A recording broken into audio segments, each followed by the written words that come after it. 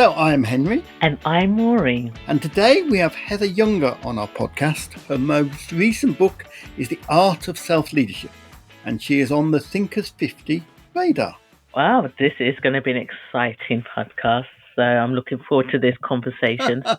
I am. Yes. But before we get into that, what's been giving you joy, Henry? Well, on bank holiday, I'm going to have my family gathering in Birmingham. I was a teenager in Birmingham. You're going back to Birmingham? Going back to Birmingham, absolutely. Yes. So family gathering. There we go. Oh, fantastic, fantastic. And it was just funny because we were talking about this at the beginning that I didn't realise that you had family in Birmingham because I usually go to Birmingham and Wheelie Castle. Yes, I was at school in Wheelie Castle. That's fantastic because I've been going to Wheelie Castle and I'd never had heard of Wheelie Castle before. So now I know someone from Wheelie Castle. Brilliant. Absolutely, yes. Hey. So for bank holiday, I'm also going to be away from London. First time, actually not just sleeping in on a Monday because I'm not having to go into work. I'm going to go back to Paris. Oh, really? So I'm going to have a long weekend in Paris. Yeah, I know I've recently come from Paris, but I'm going to spend a little bit more time. You did a black art thing there? I did. It was the Paris Noir. Paris Noir. Oh. That was absolutely awesome. But we didn't get time to just do the touristy things and look at the architecture. So I'm going to go back there and, have a nice, chilled, long weekend. Very nice. Very nice. My guest today is Heather Younger, an internationally recognised keynote speaker, author and workplace strategist who has been called a trusted voice on leadership and listening. Heather is the founder and CEO of Employee Fanatics, and she has spent her career helping organisations create cultures of trust, resilience and belonging. She's written several highly regarded books, including The Art of Caring Leadership, The Art of Active Listening, and most recently, The Art of Self-Leadership, and her insights have been featured everywhere from Forbes to Fast Company. At the heart of her work is a powerful idea. Before we can truly lead others, we have to learn to lead ourselves. In today's conversations, we'll explore the art of self-leadership, how we build resilience, manage our inner dialogue, and cultivate the habits that allow us to show up fully for others. Heather will share both the practices and the mindset shifts that can help us all lead with more clarity, compassion and courage. That's great. That's great. Was there a pivotal moment in your life when you realised leading yourself was just as important as leading others? I would say, to be honest, the true realization didn't happen until a couple of years ago. Oh, really? Yeah, early on, I had been leading myself. I don't think I was quite realizing what I was doing. I think I was just like, yep, I'm surviving. Like I'm moving forward. Yeah. And so my whole thing was just survive, just move forward since I was a little kid. And then a couple of years ago, I had experienced, actually, funny enough, it came out of a year where it was probably my most successful year, revenue-wise, volume-wise, all the things. And I got to the end of the year and I was exhausted. Oh, okay. And I was like, I don't think this is actually what I want. So I was running towards a thing I thought I wanted, then I didn't realize it. So then what I did is I enrolled in this retreat. It was a retreat for speakers. And when I went into it, I was just going literally for a retreat. It wasn't about go get more business, learn how to get more business. I'd already gotten there. I was already there. That wasn't an issue. So I go in there and there was about like 50 or 60 other speakers there. And the retreat was all about rewiring your brain. And it was also about, at the end, discovering what were the things holding us back from lots of things, relationships with money, relationships with people, it was all those things. I remember at some point, they asked us to write down what we want. What do you want? And it was very vague. People were like, what do you mean by what we want? And people wanted us to keep that person to qualify. What exactly do you mean? Would we work a personal? And everybody else was like, and I want 70 speaking engagements. Here's what I wrote down. I said, I want peace, calm, and centeredness. That's what I wrote down. Wow. And that whole year, I got it. Like the revenues, I took a drop there, things slowed down. But then I started to realize how much more present I was for my family. Oh, really? Because I have 4 children and 2 were still at home at that time. And one was really working he's at the Naval Academy and he was just working to U.S. Naval Academy in Annapolis. And he was working to do all these things and it required so much. And he needed not only emotional support, but he needed me helping him to stay on track. There's just so much going on. And then I have my other one at home. And I just realized I needed to pause. I realized that what I needed. And when I realized what I needed, everything changed. Wow. That's where self-leadership really became obvious to me.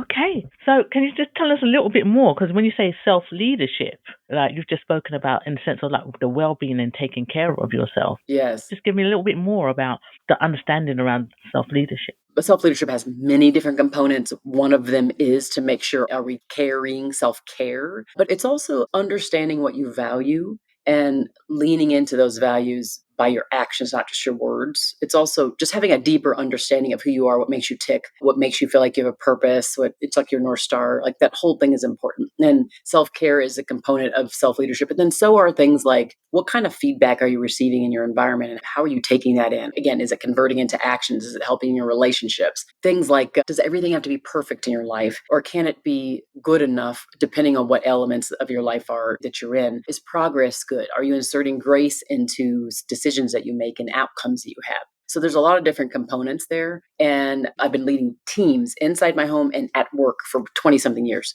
And I realized again that I had just poured so much of myself into other people. That's my thing. People know me as the caring leadership person. And it's all about like empathy and trust and listening and like all of that, right? Which is so important. I'm not going to say that's not important. It's so important. I don't want to invalidate that.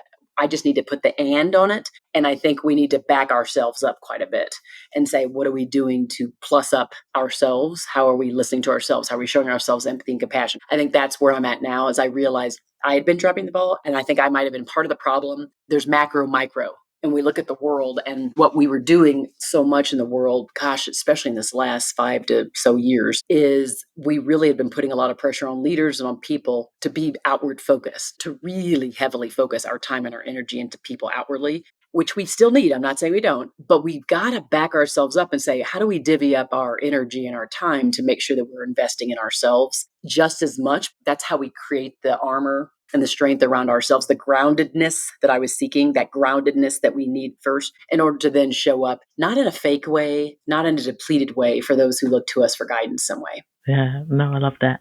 So in your Caring Leadership book, you say that it increases employee productivity by 1.7 times. Is that right? Oh, yeah. Caring leadership does more for performance than probably anything else most people think of. So what I mean by this is most people think that caring is only soft. And I'm going to say this because I don't want to minimize the fact that caring actually does have a soft side. But caring is also complicated.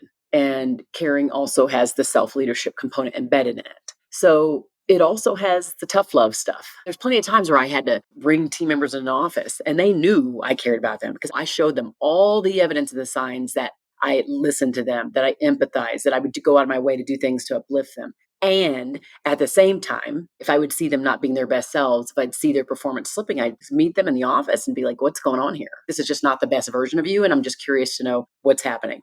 Okay, let's talk about how we can get you back on track. And I can still have that conversation from a place of groundedness and strength. And at the same time, they still know that I care about them. So it's not coming off from a place of that person's being, I'm not going to use the words, but those words that might go across some people's minds when they think of somebody in the workplace who's being a certain way towards them, that's not in their mind positive. They knew I was coming at them from that place because I did truly care about them. Okay. So because of that, when I needed things to get done, when a project needed to get done, let's say there was somebody from the top saying this needed to get moved faster, I would go to that team or that team member and I would say, like, what can we do to kind of speed this up because we have this deadline and that deadline? This is performance. This is productivity. They're going to do it for me because they know that I care. I've already proven it through all my actions over those months and years. Fantastic. So just talking more about this caring leadership, can you tell us about a time, because there's a moment where you were laid off. So can you tell us when you were laid off, how the caring leadership came into play? Yeah. Before that layoff, that's where I found my true calling. It was in a merged environment. It was inside this emerged environment. And up to that point, I'd already been either leading customer experience teams mostly or large scale, like account management teams.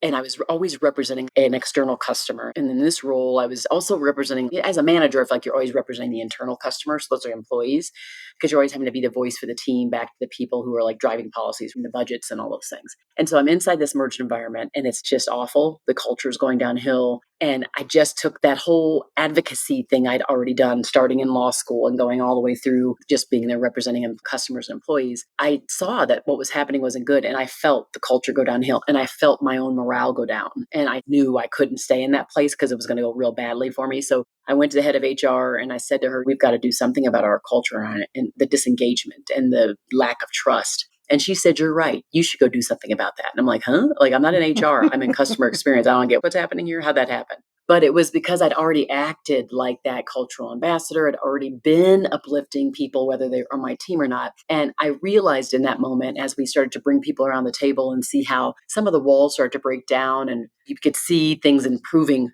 from the cultural perspective, even though people were still pretty afraid because a merger means layoffs, but we could see it. And I realized in that moment that I was going to be like that conduit, that voice between the leaders who can make a change in culture and the people who are experiencing the culture firsthand. So the layoff took place. I was laid off, and it was like a breadwinner of a family of 6 at that point, and it was a tough thing to take. And in that moment is when I realized what I needed to be doing. I was still job searching, created a company on the side, posting things on LinkedIn, created my first book on employee loyalty during the time when I was looking for a job plus apply. It was like crazy. All the things that were happening, it was a full evolution. I would say that was probably my first pivot point. It was definitely where my calling, I think, really became obvious. And then that retreat is where the next pivot point was for me, where the next evolution brewed up for me. Yeah, which is where I'm at now. But you said in your TEDx video that there was caring leadership when you were laid off. There was caring leadership. Yeah, that was because the head of HR at the time, her name is Heather too, and we're friends to this day. She's actually in my book on caring leadership. I use her as an example. She and my manager. So I didn't have insurance. My husband was insuring us, and I didn't have insurance to that company, but she chose to insure me and my family for the next 3 months after the layoff, even though I wasn't on COBRA. Here in the United States, it's called like COBRA. They would put you on COBRA if you were on insurance with the company, but I wasn't on insurance with the company. But she added me to the COBRA anyway and insured us for the next 3 months. And then everything else they did after that, did a lot of things. They paid me my bonus when they really could have just screwed me over, excuse my French. They could have done a lot of things, and they made sure I was taken care of that way. And then my manager at the time, again, he personally called because sometimes they can just have like HR was on the call with him, but he could have just had HR handle it. Because by the way, I know you hear of companies all the time where they either text you, they email you, or HR's on the call. But the manager called him. And as I spoke with him, he was pretty teary. Like he was really having a hard time with it. So even though it was a very painful time for me, you could feel the care and concern on the tail end of the exit. Yeah. And it made a huge difference. After that, I've written about it in my book. I wrote a whole post about it. These people are still people I like. If I see them or I'm in their city, I meet with them. So I don't hold any ill regard because business is business and you have to downsize and there's things you've got to do with business, just the way it is. But I do think we can do these things that are hard things with compassion. Yeah, that sounds so brilliant. I've been made redundant and I certainly did not feel that caring leadership. So in order for you to experience that's also fueled your path as well. Yeah, absolutely. Now I can tell them, hey, I have a personal experience of how you can do this. I'm not saying don't do it because this is, again, it's business. When I'm talking about this, I don't want them to think I'm naive to the things that happen in business and requirements to have to restructure, have to reorg, have to downsize. That just is going to have to happen. But there is a how-to that they're not cognizant of. And I'm just trying to elevate some of that for those people. That's fantastic. I think that's needed more. As you said, things happen, businesses have to run, but you still can be compassionate at the same time. So can you walk us through a weekly practice? So we're talking about the self-leadership. Okay, so we're going back and forth. I love this. Yes, it's all part of it. It's all connected. That's important. Okay. So going back into the self-leadership, what sort of practices would you say, because you've talked about the self-care, what sort of other practices or daily practice or weekly practices can we do to stay grounded as a leader? I think there are so many ways. I was talking to somebody who was a former Navy SEAL commander just yesterday on my podcast. And I was asking him some of the things that he did. And he was saying, obviously, like weightlifting is a big thing. Being with his children is a thing that really fills them up. I feel like for everybody, it's so different. Some of my daily practices are I get up with my husband. We go for a long, probably 4 or 5 mile walk. And then usually I'll also try to head to the gym. Time with my kids is important. Having good, well-rounded meal is important. Keeping this with me nonstop and drinking it nonstop is important. So there's certain like health practices. And then Yeah. When I do the walks, it helps us in me. Sometimes it's going out with my dog and I'll walk down a path that's a pretty path, right? So it's like seeing and experiencing nature with animals who already help the oxytocin. They already help you get happy because there's all that sense of like cuddling and right. So there's all these things that we can do for ourselves that are small things that we can insert. I do own my own practice. And so of course I have more flexibility than maybe somebody else. But I do think even if you're working for yourself, I tell people, let's say you're somebody who likes to garden. From a self-care practice, you could bring a plant in your office. You could go up to the plant and like smell the dirt, put your hands in the dirt if you need to, right? You could do whatever you needed to. That it's a little tiny practice that do that and then walk to your meeting. Or if you're going, you just have Zoom call after Zoom call, team call after team call. You can do the same thing. Just keep something on your desk that it's a grounding force for you. Yeah. So I'm not a gardener, but I do know people who are gardeners, and I know that the dirt and the just all the things that their hands are on and the smells that they have are the things that actually help them feel grounded. Yeah, no, I've heard that because it's supposed to be the soil, the earth is supposed to, the energy neutralize you in the sense of that. Yes. Some people love water. So if they live near the ocean, but if you don't live near the ocean, that's okay. Just have a fountain or have something that's like around your home where you can have it running. And it's interesting, the little things that ground everybody differently. It's so different. Yeah. And it's very interesting that you're saying in the sense of that, taking your story from being laid off, then having to lead yourself, get yourself picked up, and then now actually then daily practices as you move forward. We have lots of associates. Running your own business, even though it's flexible, it's still a lot of work. Yes, totally. It is a lot of work. And if you're saying you have a lot of team members, then there's that whole pressure of keeping everybody afloat, keeping everybody fed, the safety. So all the things that you need to do to keep the business afloat, it's even more pressure on you as a founder.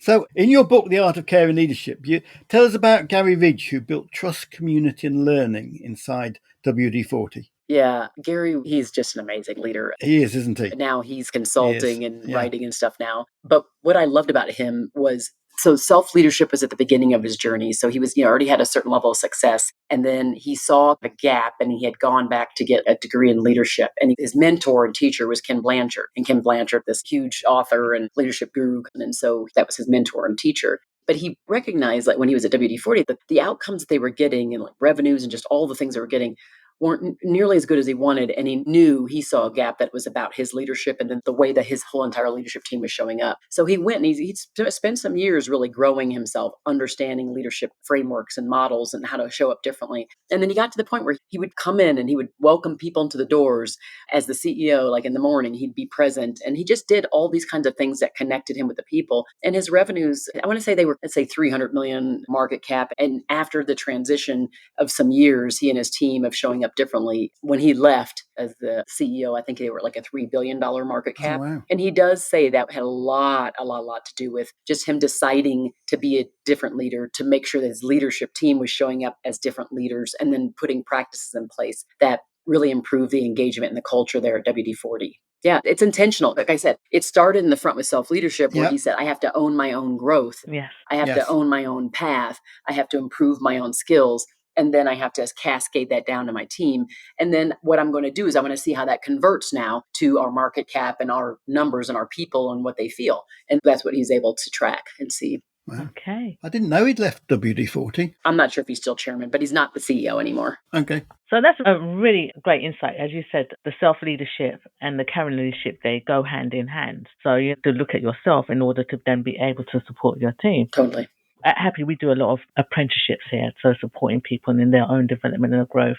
Just like to see, what sort of advice would you give to leaders in terms of dealing with doubt, overwhelm, or imposter syndrome? Because again, we have lots of female leaders where imposter syndrome is a thing. So how would you advise people to manage these sort of moments or situations? I'd say there's some realities that have to enter into our mind first. First is you were invited into the role that you're in for a reason. So you just need to own the position that you were put in because they put you there for a reason, which means they think you belong there and you got to start owning the fact that you do belong there. So there's like a mindset shift that has to go into it. The other thing is oftentimes we compare ourselves to someone else's highlight reel. We see someone else's positive, all the good things that are happening in their life.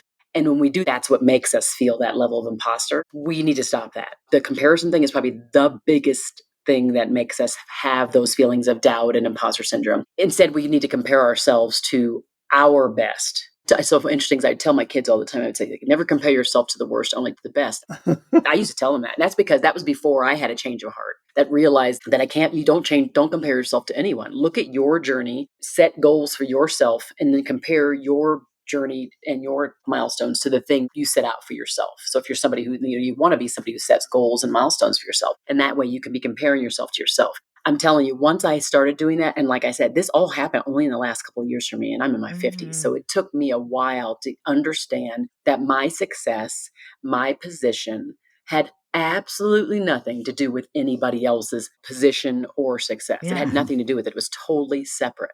So I could look at someone else and be 100% happy that they had achieved the success they are, that they got an opportunity they got, and not even at all associated with where I was. It used to motivate me if I saw someone else succeeding, because then, if they're succeeding, then I better start moving. And it still does motivate me to a certain extent, but it's not from the position of I'm unworthy. It used to be, I'm not as worthy, I must not have what they have. But then I started to realize, wait a second, in that moment where I was like, I need calm and peace. I'm not looking for the 70 engagements. It was that I'm existing in my own seat, in the place where I stand, in my own journey, with my own family, with everything. And I think that's what happened, is that we were just doing so much comparison. And of course, social media does not help with this. Not at all. But even just saying that, it feels like you've heard that story before, in the sense of that comparing to who's best, so that you can see where you're going. Yes. When really, actually, you are your own competition. That's exactly right. And we obviously have real competition. There is competition out there. So we do need to track what are they rolling out with, so that we're staying on tap. We do have to do that. But on the speaking side, what would happen is, because of social media, you would see these people and it's like, oh my gosh, how'd they get that opportunity? Oh my gosh, blah, blah, blah, blah. There's this internal dialogue that would happen. And then what I started to do, and I do say this in that self-leadership book, is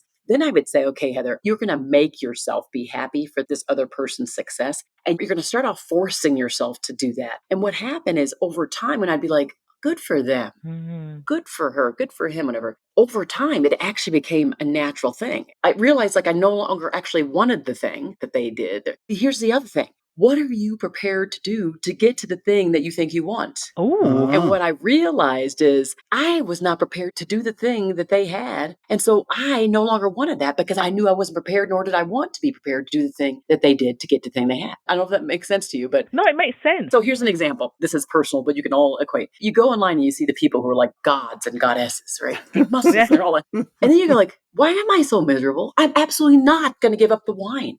And I'm so not giving up my ice cream. So, like, why am I frustrated that I don't look like that? So that's what happens in all areas of our personal, professional life, is that we do this comparison to something that it's their highlight reel, it's their journey. And are we prepared to do the thing that got them there? And I'm going to tell you, 9 times out of 10, the answer is no. So just forget about it. That means you're not frustrated anymore. You can release it. Wow. It's the honesty about it. Just being honest and upfront. It so is. And even when you think of performance, oftentimes, like, maybe at happy workplaces, you have areas where you shine, where your competition can never touch it. And it's because it is your unique value prop. It could be a sliver. It might just be one sliver that you own, but it is your thing. And no one's really ever going to get to it. And that's what I started to realize too, is that there are like areas that I particularly shine in, that there's really no one else that can come close to it. And so I'm going to lean in hard and heavy to that thing, even if it's a sliver of what it is. This is my sliver of greatness, and I'm going to own that sliver. So those are just some things that I think someone who's going through the doubt, the imposter syndrome, they can look at those things. Fantastic. Okay. And tell me, what are 3 tips for a happy workplace? First is to make sure that you have leaders taking care of themselves. So have practices in place that make sure leaders take care of themselves. Number 2, make sure that you're listening in all the right ways. And I have a whole proprietary framework on how do you listen well? How do you really make sure people feel heard and valued in the process? And then I think thirdly is make sure that you promote team, the leaning on the team, the productivity of the team, the accomplishments of the team, so that people don't feel like they're doing things alone, and that they can create bonds. Because it has been proven many times, like Gallup and other studies, it's that when the people feel like they have a home at work, they have friends at work, they are accomplishing things within a team environment, they're going to be more likely to stay there, because it feels good to be in this productive environment where they're achieving and they're doing more. And so meaningful work becomes more elevated. Fantastic. I love that. Writing notes.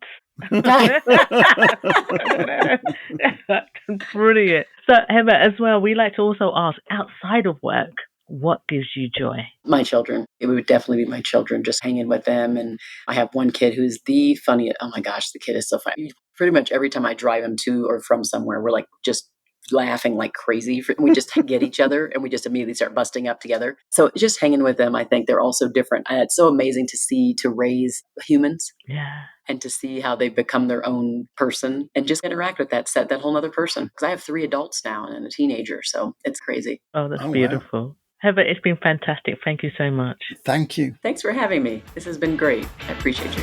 So, Maureen, how was that for you? Oh, it's so interesting. Yes. I think it's very different. I mean, we've always talked about well-being and making sure that we look after ourselves. But actually to look at as self-leadership, I think that was really good. And I just love the fact it was that self-leadership at home and at work. Yes.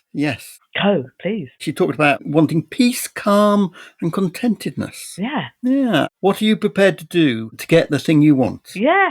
And that really is an poignant question to ask yourself, because we do have a look. We do look to see like who's done well. How can we get to where we're going to go to? But actually, are we willing to put in that work that's needed? Yes. I even loved there was right at the start, and he said about in terms of the self-leadership, that we've got to back ourselves up. Because you back up your phone, you back up your laptop, you back up everything, So why don't we back ourselves up so that we remain healthy? Yeah. So she's got a book called The Art of Caring Leadership, The Art of Self-Leadership, and she's now on a book called The Art of Burnout. Yeah, about teamwork and banishing that burnout. And she's talked about the importance of teamwork, promoting teamwork as well. So I love it. And no, just to finish up, I mean, there's just so much. I made so many notes, Henry. But the whole thing about promoting your team so that they can create bonds, so that they feel that they're at home at work. That's lovely, isn't it? Yeah. That's lovely. Okay, so knowing that, tell me more. What's happening? Oh, well, check out our website and please put in reviews. And also find a colleague that would be interested in this podcast. So let us create joyful workplaces. Joy at work. Yeah. Absolutely.